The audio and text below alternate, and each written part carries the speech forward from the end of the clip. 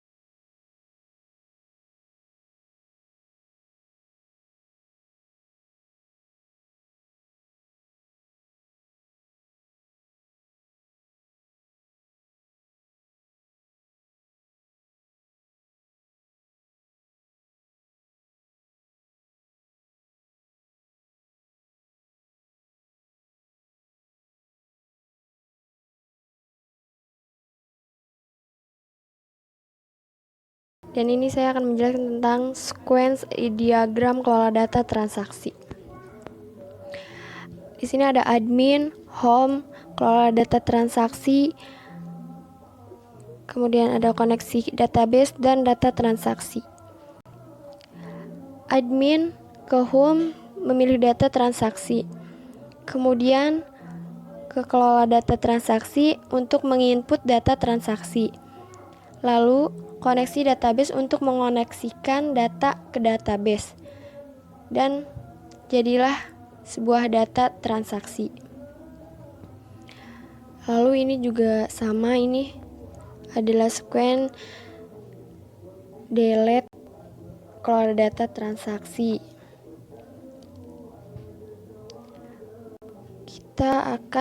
Admin akan memilih ke data registrasi pengembalian. Kemudian cari data registrasi dari kelola data transaksi, lalu ke koneksi database untuk mengoneksikan lagi data ke database. Setelah itu ada data transaksi. Kemudian menampilkan data transaksi, lalu mengedit data transaksi tersebut. Lalu kita delete dan eksekusi query delete.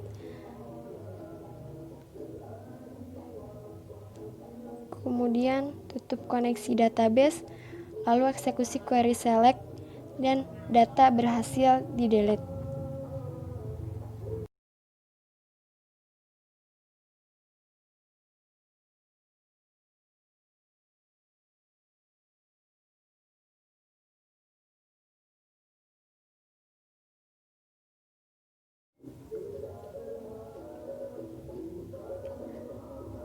Sequence diagram kelola data laporan.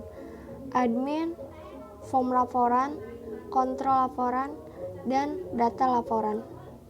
Si admin mengisi kode laporan, lalu cek kode laporan ke kontrol laporan. Kemudian di data laporan mencari kode laporan, dan kode laporan ditemukan. Ketika sudah ditemukan kode laporan, lalu kita isi kode laporan lagi dari form laporan. Cek kategori laporan, kemudian cek kategori laporan, dan laporan ditemukan. Kemudian pilih input laporan dari form laporan lagi. Laporan ditambahkan, kemudian data ditambah atau tambah data dari si data laporan tersebut. Laporan tersimpan, lalu laporan berhasil ditambah.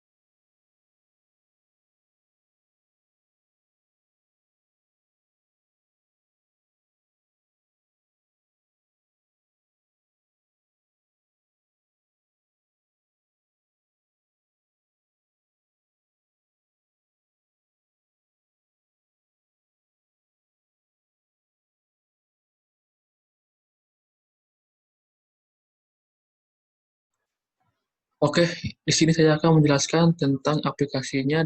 Ini adalah menu server kita. Ini ada menu login dan about. About di sini adalah alamat dan sosial media kita. Soalnya ke loginnya, kita login dulu sebagai admin. 003. Passwordnya, login. Nah, masuk. Ini adalah tampilan menu utama kita, di mana di sini ada menu master admin, pelanggan, transaksi, produk, laporan, tentang, dan profil. Juga logout. Untuk master admin, di sini ada kelola admin dan data karyawan. Kelola admin ini digunakan untuk memasukkan admin baru atau mengubah data admin. Kita bisa input, data, edit, update, tutup. Data karyawan.